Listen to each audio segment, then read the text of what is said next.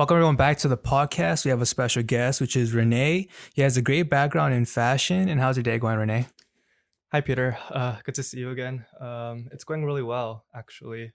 I just came from visiting my family, which I don't really do often. Mm. So I feel really good. I just helped someone that I met in high school finish her college application. So Mm. I'm just really having a positive day today.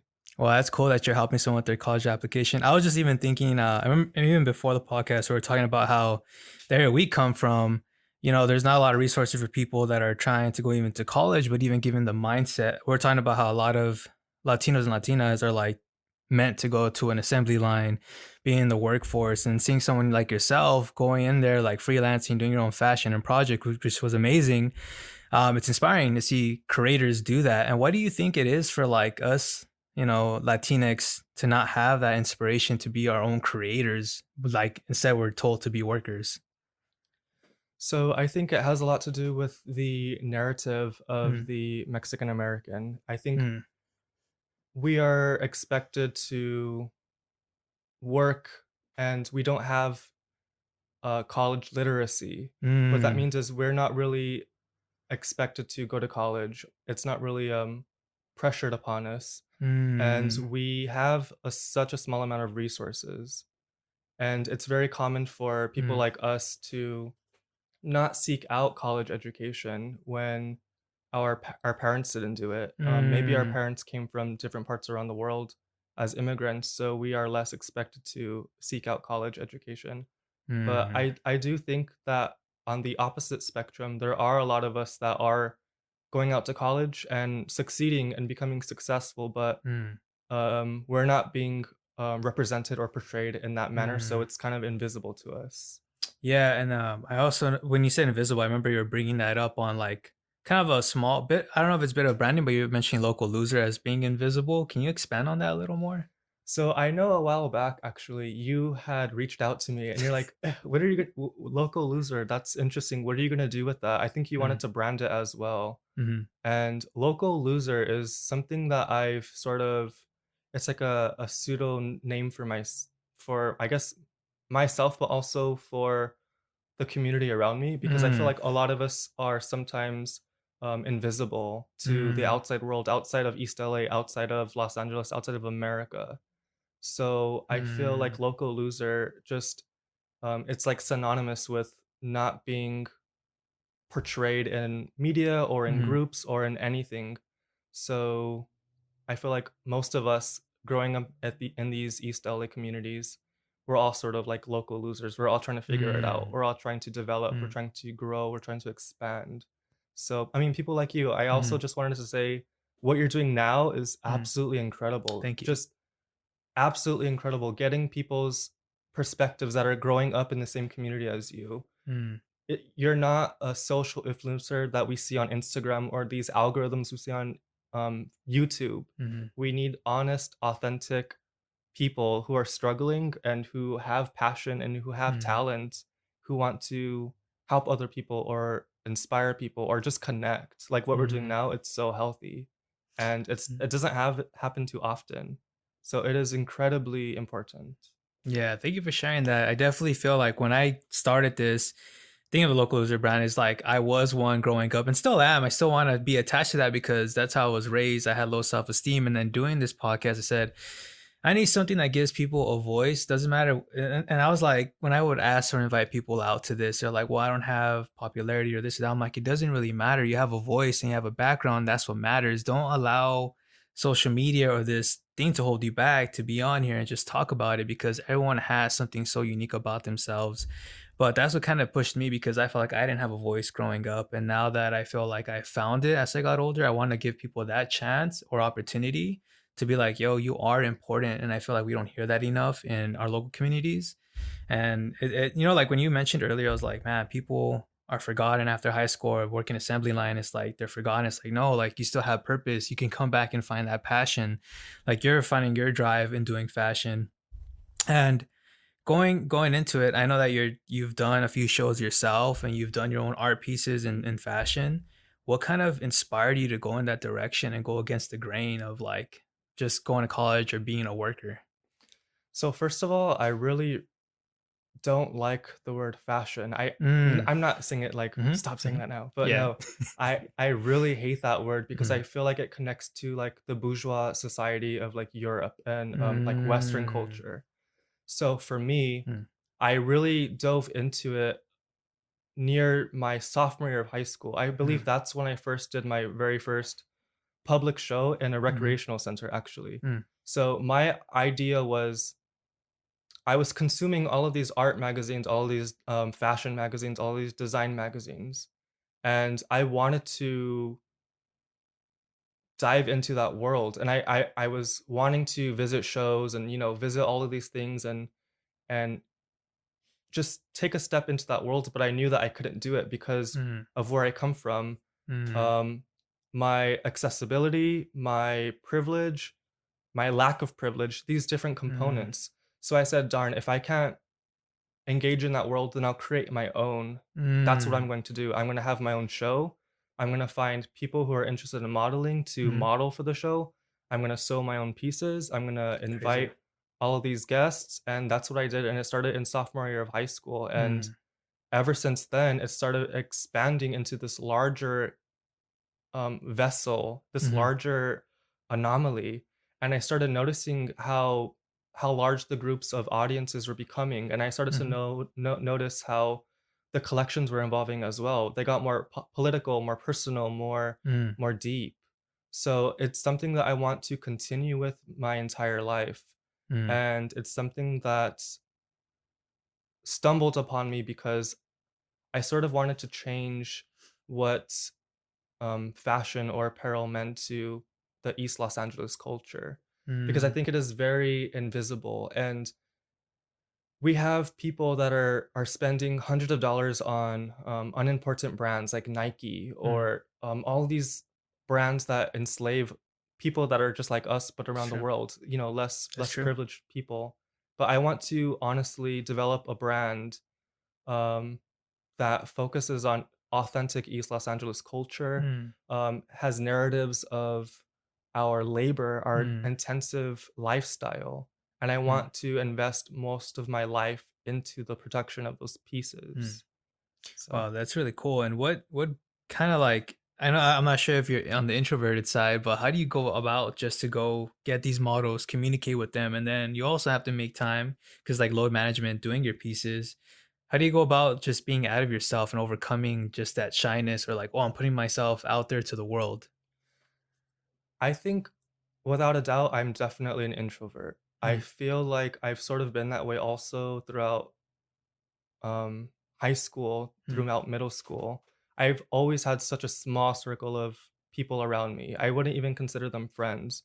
Mm. Even after high school, there's only been probably two, if not one, people that have really stuck by me. Mm. So I've never considered myself popular. I've never considered myself an extrovert. I've always authentically been an introvert. And I've been Mm. a very quiet and a very observant person.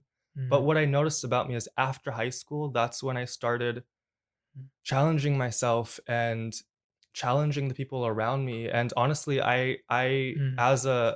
I don't want to call myself an artist because I don't think I'm an artist. I just create things. But Mm. as a creator, a lot of times I do almost accidentally on purpose burn the bridges around me because Mm.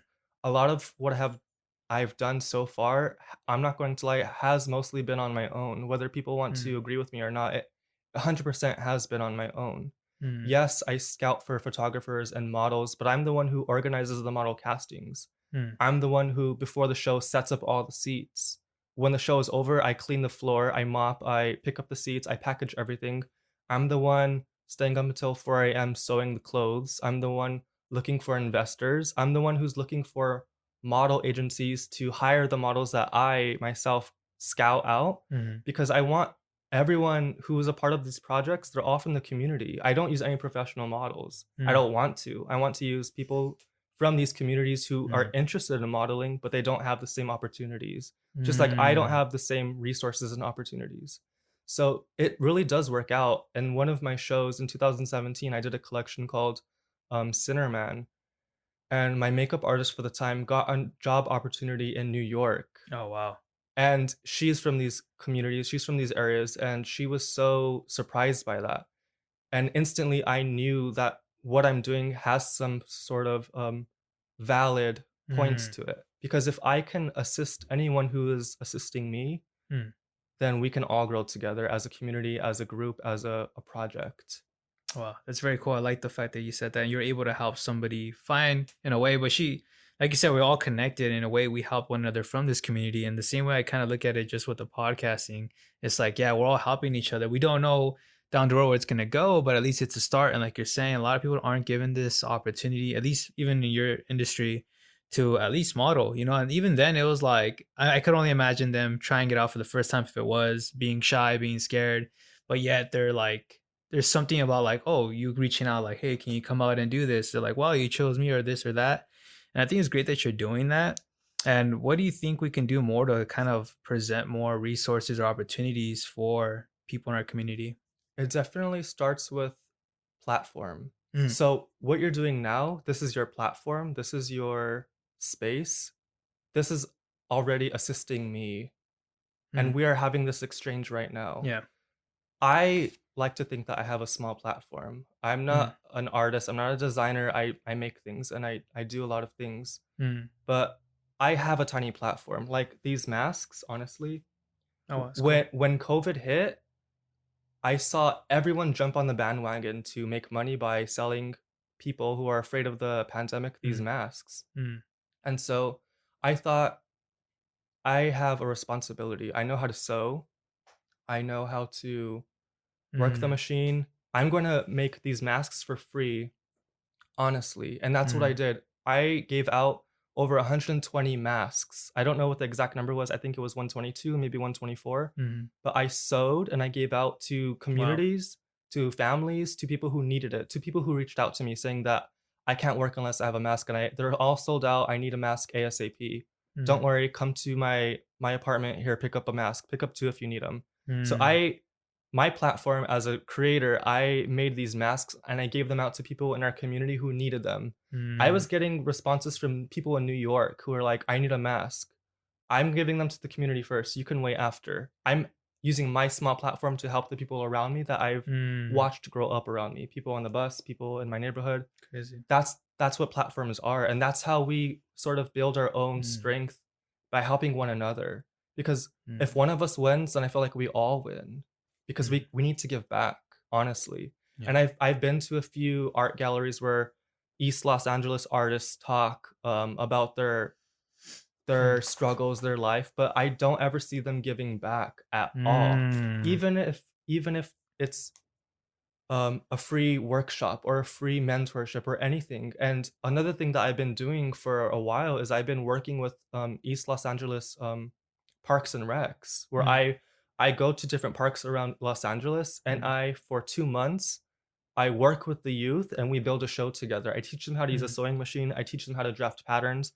We think of a theme and then we put a show on for the public at the end of the 2 months. It's completely free and they learn so much technicality. mm. And that's what I've been doing for probably about 4 years now. I've Wow. worked with Boyle Heights, with El Sereno, with That's Lincoln powerful. Heights. So it's people like that who have nothing but want to Mm, give the very little that they have back. And that's why we need people like you and I who are willing to put our time and energy into things like this because it really does help each other. I love the fact that you gave back to community and you're like you're saying, me being an accountant, having that background, I would go to different like networking events and people would talk about the story, like you're saying, the same kind of like I want to say sales pitch. And they're like, yeah, I came from a tough background, but then, like you said, what are they doing to give back? Because what they're pursuing is like hire money or people that have money, but then you can always do a free class. And it's crazy. I remember before COVID hit, I was about to do a free financial literacy class in the Elsinore Library. Shout out to them. But then everything kind of closed off. And I'm just thinking that what you're doing is even pushing me down the road to at least have it on Zoom or something, right? Not to like limit myself, but like to give back, what we have. And I think it's great that we continue to do that and not have this mentality of like, well, let me take care of myself first and then I'll take care of you later. What I know about that mentality, because I've used to experience that myself, is like you never get to that point. You just me kind of thing.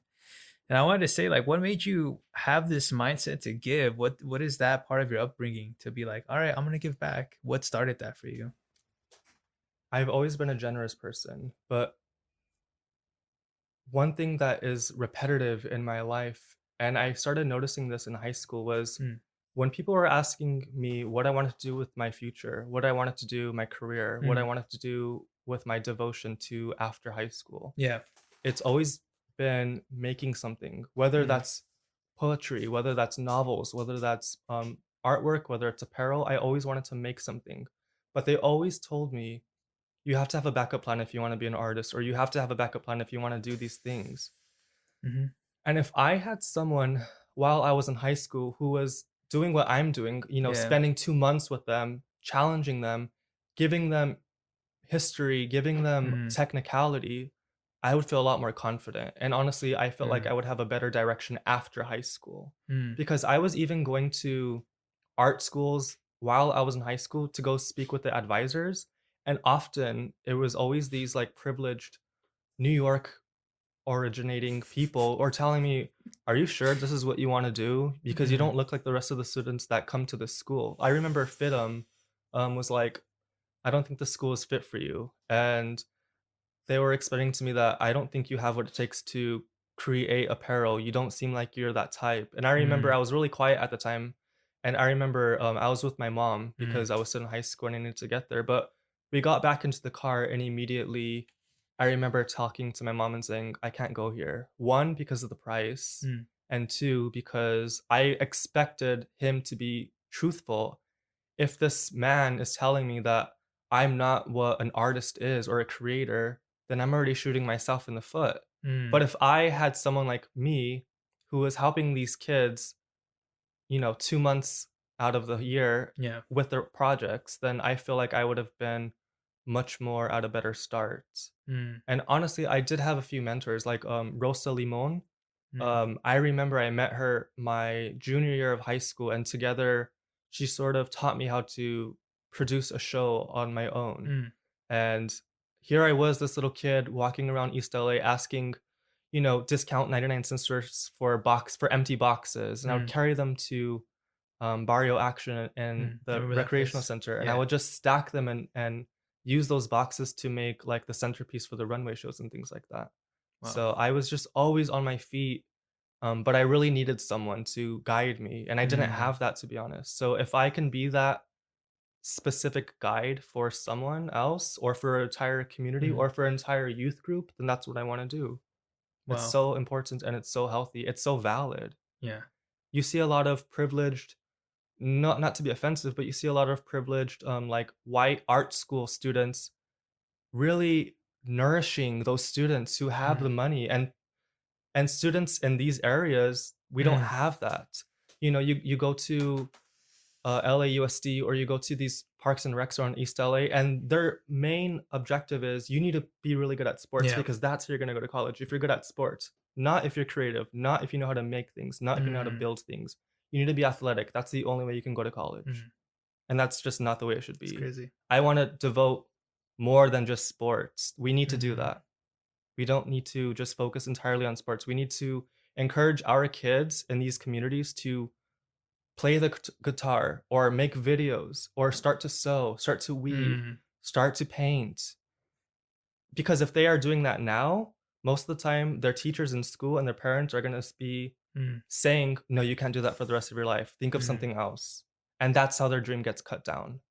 It's true. And I want to say, I was just thinking of a quote by Einstein saying, "Don't judge a fish by the way it is able to climb a tree. It's meant to swim." Like you're saying, we all have different abilities, and like you're saying, I think it's part of a system where we're all being taught to go after a sports scholarship or just something education wise. But it's crazy when I think about it. All the people that I've reached out to that have gone into the system, I heard you say FITM, and I'm gonna touch on that a little bit, but who go to college or even a professional school like FITM, it's like what you're doing now as independent, they didn't teach you that. You had to kind of gain that experience on your own, and that's what's crazy. Even from something small like this podcasting, I realized, oh wow, I didn't need a college to tell me, or a class, or a course, or a professor's like, if you really want to do it, you're gonna do it. And I think what school should focus on is helping people find that passion and taking care of it, not shatter their dreams.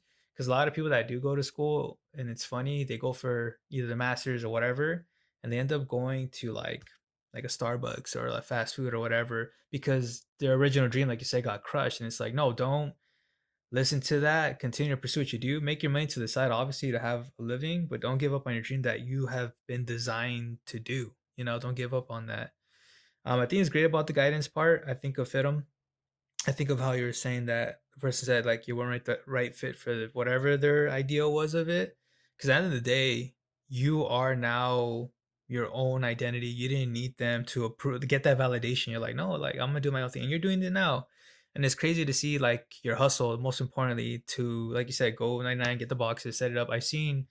I guess I could say your show. I was about to say runway show, but yeah, your show and Body of Action. I thought, wow, that was really cool because I used to go to Body of Action too, and I think, wow, someone you put this on together because you had the ambition to do that. And to see someone from that area do that, I'm like, that should inspire others to be like, screw what other negative people are saying, because that's what it is, to tell me to do. And it's sort of embarrassing, honestly, because that's how I started out. I was a Parks and Recs kid, Mm, like a latchkey kid, pretty mm, much. I had nowhere specific I needed to be, but the work that I've done started off in recreational centers, and now I'm having mm. my own private shows in downtown LA. That's dope. So I'm not sure if you've been to one of them, but usually the audience outcome is close to 200 Okay. from the last time that I've had them. I also recently at my last show in 2018 had a magazine from Chile actually interviewed me, and they published an article on my work because it was so Crazy. cultural. It was so Mm, um, abstract, and the collection was called Travieso, mm, and it was basically inspired by the narrative of the Mexican American, the mm, modern Mexican American. And I had a lot of research put into it on my own time. I had a lot of history, like the mm, Bracero program, mm, which is when America requested Mexican um, citizens to come to America to work in the fields during a time of war when mm. no men were able to work in the fields because it was Yeah. such a drastic time. A lot of East LA culture was implemented into it. Even Ben Navarez, who you had on the show Yeah. too, he hand sketched imagery that is so Mm. relatable to East LA, and we took his original That's hand dope. sketches and printed them onto the garments. Mm, So I want to focus more on those topics and those motifs and those themes that we see all around us, but at the same time they're sort of invisible. mm. And you can always correct me on the way I say because I know this is part of your brand is Descarce. I guess I'm saying the white version of it. Yeah. Um, It, uh-huh. it's a Spanish word, destacarse. It Mm, means to stand out and be different from everything else. mm, You can also pronounce it destacarse, but it's from a Spanish word that means just to be incredibly different from everything else around mm, you.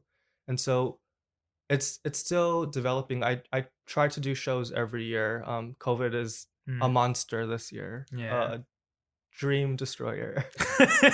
Um, but Yeah. honestly, I'm surprising myself because they keep developing it to something more. Mm, The last show, I didn't really know it was political, but people started to implement the ideas of how it was political because mm, I helped construct a chain link fence, and the models walked around the fence, but the audience were on both sides of the fence, and they were staring at each other through the fence, the chain link fence. And mm, it was supposed to represent at the time the border crisis and how mm, kids are being left in cages.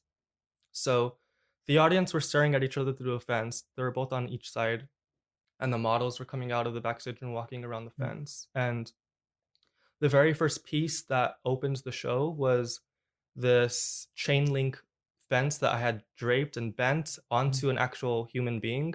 And they Crazy. were just wearing this glob of a piece of fence. Mm, And it's supposed to resemble that if you're an immigrant and you work in America, no matter what, you're always going to have that stigma and that fence on your shoulders 24/7. If you mm, don't speak English, the very first thing that will be used to attack you is speak English. You're an immigrant. You don't belong here.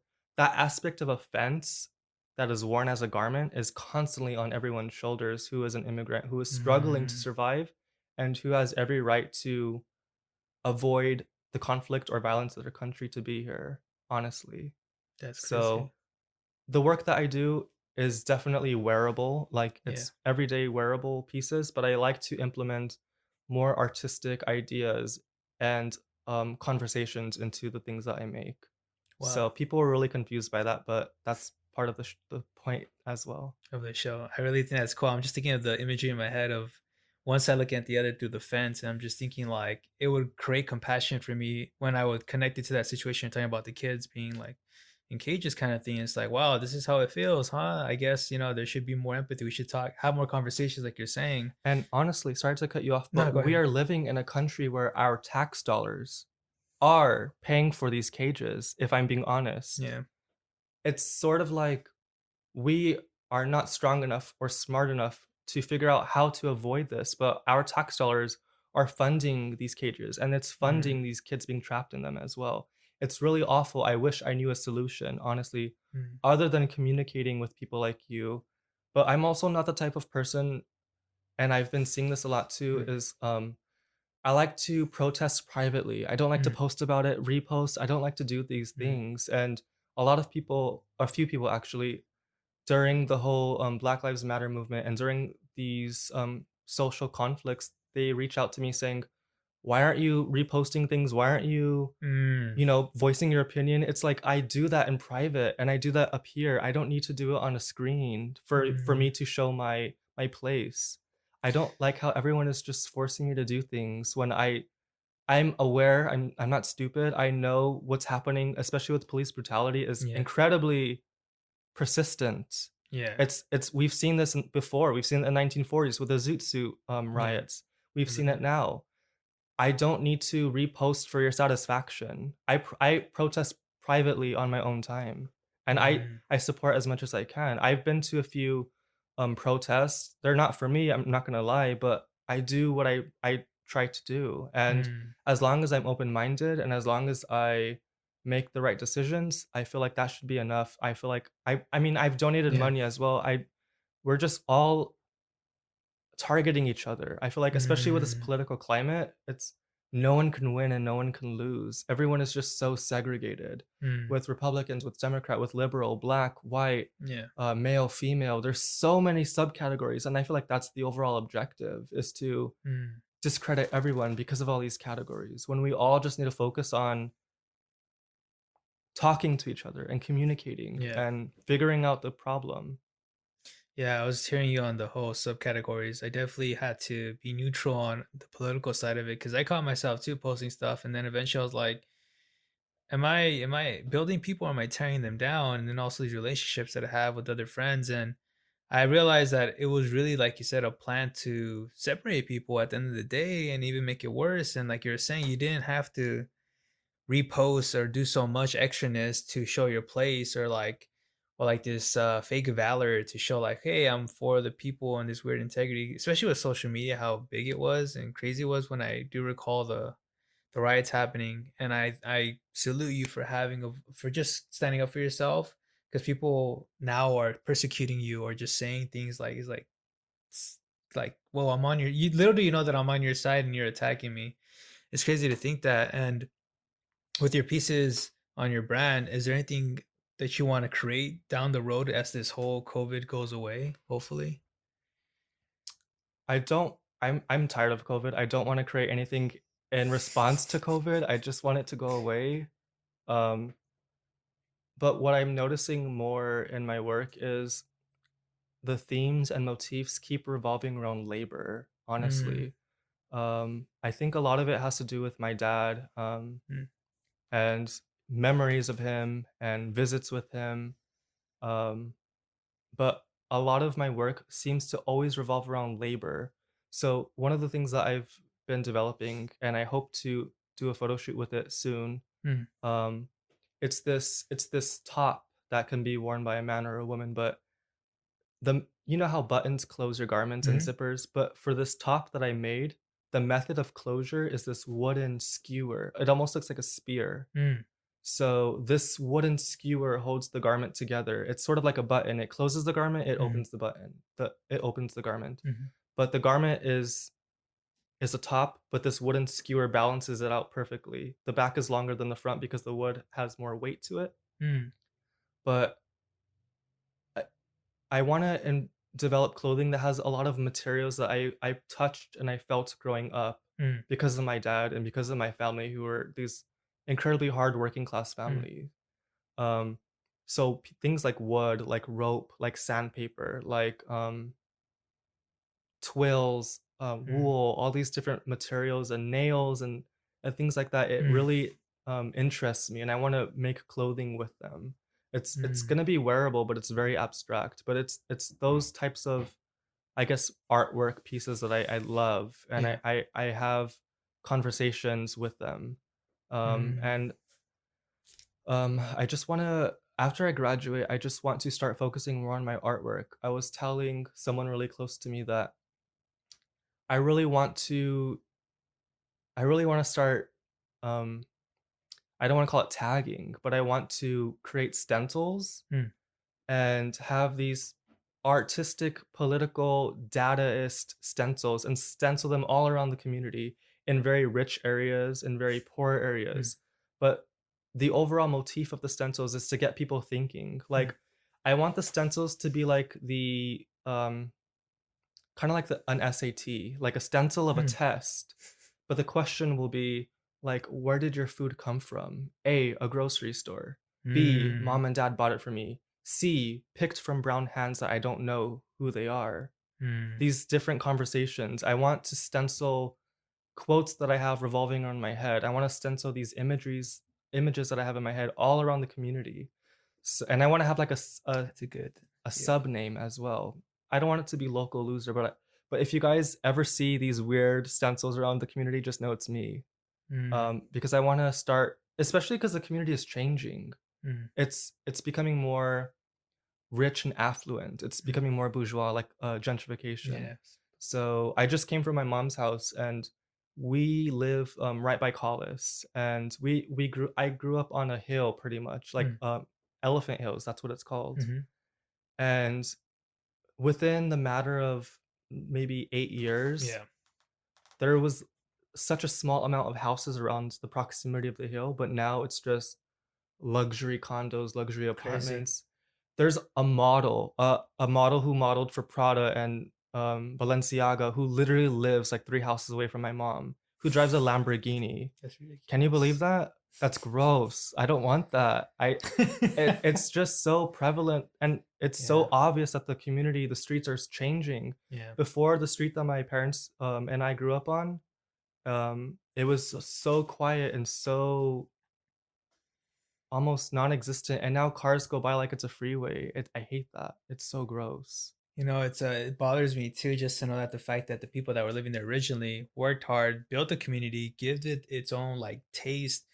Now you have people coming in from different places, I'm sure, maybe from another country, maybe from different states, and they don't see like the impact. And I like the question you're saying, not to go on a tangent, but like the sense of like, who picked your fruits and this and that. It should be a conversation that should be around the area, even for people that are coming from other places to like, oh, am I a part of this? Like, you are. There's some point where you have to admit it and be like, I'm coming into someone else's community. I need to show more respect, not drive around my Lamborghini kind of thing. Yeah. And I know that you're also, and I remember there was like a bit of, I guess, an advocate in a way, like there's like an Instagram page that was talking about like certain places being built like condos or new apartment buildings. um, why do you think that this area, especially in East LA, Boyle Heights, is like under attack of like just being gentrified? It has a lot to do with media. Mm, It has a lot to do with real estate. mm, Real estate is one of the main causes. Before Echo Park got really gentrified, yeah. one of the methods that media and real estate companies would use is, why would you rent in downtown LA when you can own in East LA? The difference between renting a small apartment and owning in a poor neighborhood. Mm, So these people with money that are coming from New York and all these other places coming to Los Angeles, they don't want to rent a luxury hotel or an apartment in downtown LA. They want to own some poor family's home. And I've seen this happen so many times mm, where it's sort of like a capitalistic movement. It's they are investing in a home to make more money instead yeah. of spending money on a apartment. They want to own something in a poor neighborhood. And Yeah. what's interesting is when Echo Park was really changing, some of the real estate companies and some of the media would explain to them, you have every right to Mm. take these homes away from them because you are more privileged and you have more money. But also at the time there was this one, I think it was like a vegan bakery or something, and they were advertising that to these people looking for homes, like, if you rent an Echo Park, Mhm. you have this new vegan bakery. So once these small hipstery businesses start being erected and being built, that is what also drives the buzz and attention and Yeah. attracts people. But it's these same businesses that cater to these people. They don't cater to people like us Mm-mm. because we're not interested in spending $14 on a sandwich and a coffee. It's true. And the working class people that live there, they're not going to do that either. So these small companies that are being created are attracting and catering to these privileged people that are interested in moving in, and that's how it all happens. Mm. The way that I see it is, I started noticing it when I started seeing more expensive cars drive by Huntington Drive. I started noticing the expensive cars, and Yeah. after I saw the expensive cars, I was like, "What are these rich cars Yeah. doing here?" Then I started seeing more expensive homes, and then I saw more expensive buildings, and then I saw more expensive blocks with gentrified Yeah. artisan bakeries Yeah. and coffee shops and vegan drinks and goat yoga, all these things that we Yes, sir. don't really want or need or we never grew up on. So Mm. you can see how it's catering to these other people while disenfranchising us. Mm. It's not aimed for us and it will never be aimed for us.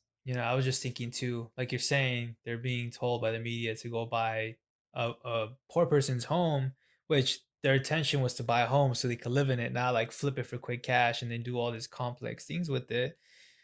I think it's just sad, like you're saying. I think I remember Grand Central Market in downtown LA that used to be a market. Now it's just this hipster with Hmm. all these like I saw a PB and J business like of all things, like us as the Latino that was primarily there in downtown LA. We're not gonna really care about that, and you're spending $15, and you're right about that. To me, it's very alarming for me because people that well, this was me being like a banker back in the day and driving by all the time, and I was so oblivious because I need to get to work, I need to get my check, da da da da. And then I would pass by El Sereno a lot, and I noticed a lot of small businesses over time. Now that I'm no longer working for the bank, I'm like, where are they at? What happened to them? And then you see these hipster things. I'm like, I'm sad because that now I realize more as I got older is like that was a family-owned business. That's how they made their living, and all it took was a corporation just to kick them out, and now they're gone. And now here we go because their target next is the people living that cannot afford it, and they're going to raise the rent or do whatever strategy they need to do. And I wanted to say, I brought that up just because I think it's important for people to know what's going on currently in this area and the hardworking people. And I hope that we're not being driven out more and more and we can fight back. So that brings me to this point. We're kind of cornered. What do we do? Mm, What you brought up is an amazing point because there's such a small amount of objectives we can do, and one of them is communicating, yeah. which a lot of people think, just like the social media thing, is just a waste of time. It's just Mm, jazz and all of that, yeah. but it really does work. And Lincoln Heights, Mm. there was a developing company called I won't say the name actually, but they Yeah. they wanted to build 432 luxury apartment units, and they said it was for the community. And by Mm, saying that, they said, okay, we'll give you 15 units, affordable living. 15 out of 400 is nothing, basically. So a lot of people, including myself, protested, and we called the city of Los mm, Angeles. We joined to voice our opinions during public meetings. We got signatures, we got mm, emails, we spoke to the Lincoln Heights committee, and we actually pushed them out, and they're no longer going to be building in that specific area. good stuff. And I remember when I was asking different people in the community to, write an email. It takes 5 minutes. Yeah. Call in, join the Zoom meeting. It takes 30 minutes, but Mm, it's so important because if that complex is going to be built, 100% the community around that complex, the rent will increase 100% without a yeah. doubt. And those are working class families who, just because they're living next to a rich person, their rent is being increased. Oh, yeah. And when things like this happen, a lot of people think like they're cornered and they can't do anything about it. And a lot of times people like us, we're so busy trying to pay rent, make a Mm, living, we're so busy with family, with different things. We're so narrow-minded, we have to focus on keeping ourselves alive and afloat before helping out our neighbors. We need to be more uplifting towards each other. And so mm, I'm really happy that that outcome went the way it did, and that mm, specific development company is no longer going to be developing those units because mm, we all rallied together. And the history this in mm. the history of Lincoln Heights, which is one of the oldest neighborhoods in East LA, Definitely. it's never seen that before where a group of people in the community rejected a development company. It's they Mm, were so amazed by how many people rejected it and how many people spoke up, how many people emailed, how many people called in. That shows that as a group of people, as a minority, as people in this community, we have so much potential mm, to decide what happens to our living space, to decide what happens to our mm, community as well. So I encourage everyone who's watching to actually protest privately, but also if it involves your community, definitely do it because you are involved and mm, living and breathing in our community. So it's so healthy, it's so important. mm. I was actually part of one of the Zoom calls, and I saw the video too, and the developers were so shady and using their tactics and paying people. And some of them were like, guys, if you're listening, it's just so outrageous that they're like paying these people like, yeah, I totally want this to be built. I'm like, bro, shut up. It's so obvious too. Like they were given like a template. They were saying the same things. They were Yeah. saying nonsense. Like I don't understand how people would even do that. And I in a way, like, COVID sucks for a lot of people, but then I think about it a little more. I'm like, because of COVID, people are more at home and on their phones, and maybe that's what helped them be like, let's reject it because what else are you gonna do? Everything's pretty much closed. So in a way, COVID did help the situation because I noticed it because through you were able to send them like, oh well, I didn't know about this. Or else if I was too busy caught up in this extroverted world, I would have never known, and these developers could have gotten away with it. So in a way, I think there was a good thing that came out of Yeah. this whole weird COVID situation. Um, but yeah, I was gonna say, I know COVID this whole year has been a strange, bizarre one. What do you feel was the biggest challenge for you having to make adjustments with this crap? COVID took away something that I've been working towards for 2 years. I was Mm, supposed to study in Okayama in Japan last spring in spring 2020 for an entire semester for 5 months, and COVID took that away from me. I was mm, so angry. I literally even before I got even before I applied to Cal State LA, I was already in Cal State LA speaking to the international abroad office, mhm, speaking to counselors, trying to get my foot already proceeding towards the study abroad 2 years before. mm, So 2 years passed. I transferred to Cal State LA. I'm doing really well in my classes. I'm really ready to do the study abroad, and then COVID happened and it's mhm, eliminated. So if anything, mm, COVID is teaching me a lot. It's teaching me to be patient. mm, It's teaching me how lazy and how messed up America is, honestly. Um, definitely. the lack of respect, specifically, and also how misguided Americans are because of the Americana of the culture of Yeah. America. And if we think about this, this is not the first pandemic America has faced. In 1919, we had the influenza, and the very first place in America that began to protest in 1919 was San Francisco, actually. Yeah. In 1919, people in San Francisco were protesting wearing a mask before this whole coronavirus happened. Yeah. So these privileged people in San Francisco rejected the idea of a mask during the influenza. People were people were being arrested at high rates, and even chief of the police department in Mhm, San Francisco were begging um, the governors of San Francisco to reject the masks because people were overcrowding the prison systems. yeah. So it shows not that mask wearing is bad, but the fact that these Americans feel so privileged, and by wearing a mask, their amendments or their founding fathers' struggles are being Yeah. erased before their eyes just because they're wearing a mask. And I think Mhm, about it too, like people in America, this ideology of I'm American, I have my freedoms, it's my body, my right. it shouldn't be your body or right if you're putting other people at risk. That's Mm, first and foremost.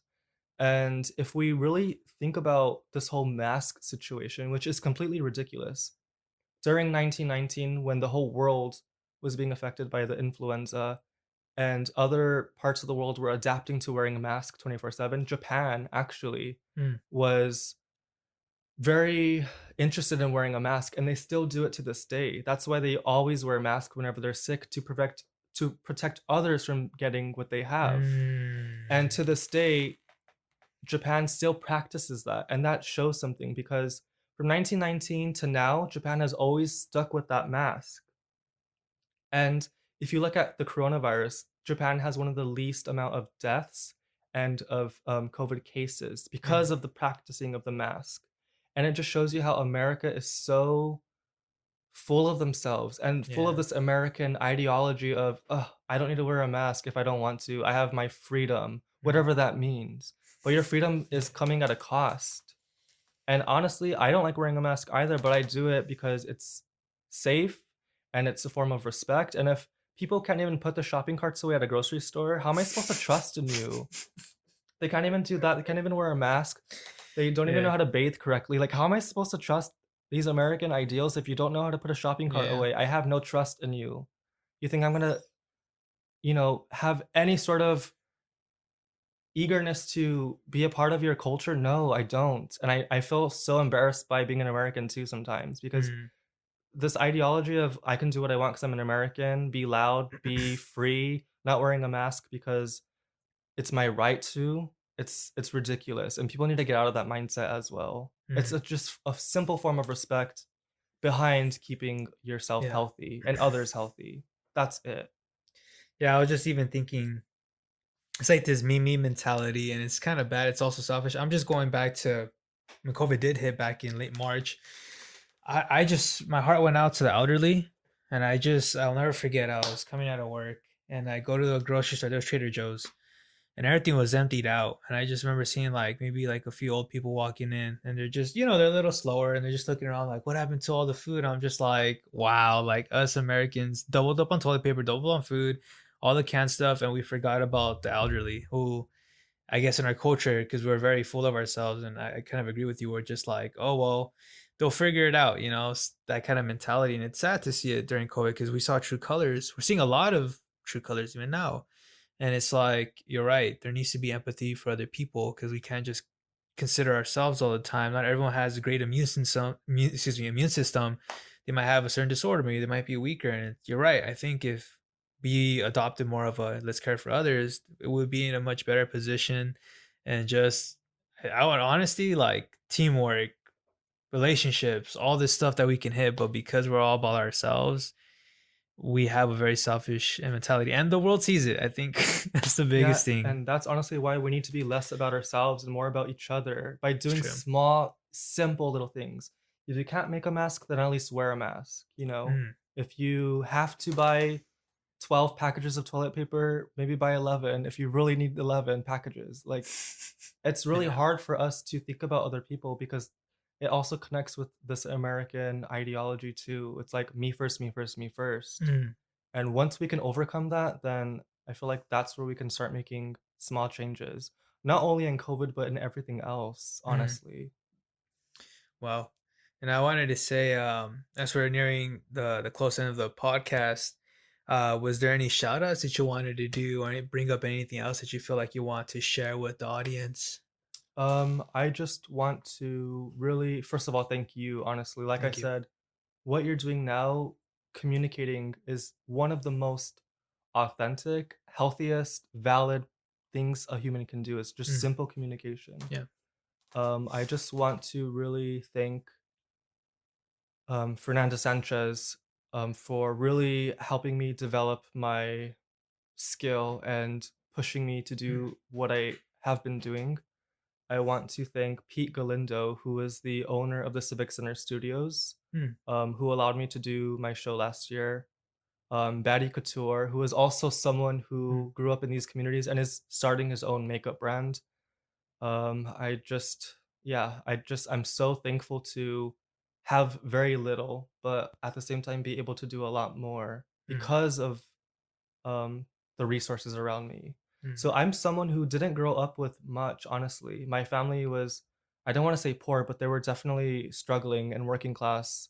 I grew up with my father being homeless, honestly. mm, I would walk home from middle school and see him on the corner on the street sitting down, and I'd be so embarrassed to even look at him or talk to him. He mm, would wave to me and I would pretend not to see him. And that's one of the biggest things I regret growing up. But as someone who has so little and someone who wants so much, I'm just really fortunate to have people in my life that see mm, my value and want to help people like myself and people like you as mm, well. And that's how we lift each other up, and that's how we mm. keep growing and collaborating and Yeah. doing these things. So I'm Mm, just very fortunate to have people like you and people in these communities that see what I'm doing and know that it's valid and are rooting for me. mm, Because I definitely don't get as much appreciation as other people, but they do a lot of viewing of my work, and mm, even that is enough for me. But I just want to continue what I'm doing privately mm, and hopefully keep creating art, keep creating apparel, keep creating a lifestyle, and mm, just live my life privately and happily. And that's pretty much what I want. I know I'm not going to own a home. I know I'm not going to own a car. I just want a space with a beautiful tree in front of it that I can look at on a daily basis and mm, just create stuff. That's all I want, honestly. mm. I like that. I like how you have a very good heart and very like your understanding of the little things that you have and what you're doing. Even what I was hearing the stories in the podcast of you just making masks and going out of your way, even doing 4 years of mentoring other people, you're making an impact on your community. That's the best way to do it. You know, your time is precious. You know, all our time is, and the way you're using it is so effective and so inspiring. Even me listening to this makes me want to continue to do this podcasting because it's like it's totally worth to hear and then put this out there so people can feel something moved in their hearts to be like, wow, you know, I can really relate to Rene and what he's doing. And hopefully I can go push for the passion I want to do and screw everyone else who's trying to be negative. But I just want to say thank you so much, Renee, for being on the podcast, coming out here and sharing a lot of great information. I mean, this is probably very, very great like podcast. I really enjoy like listening to and just like, wow, this is gonna help a lot of people and most importantly the community that we come from. But that'll be wrapping up for the podcast. Thank you so much, guys. I love you so much.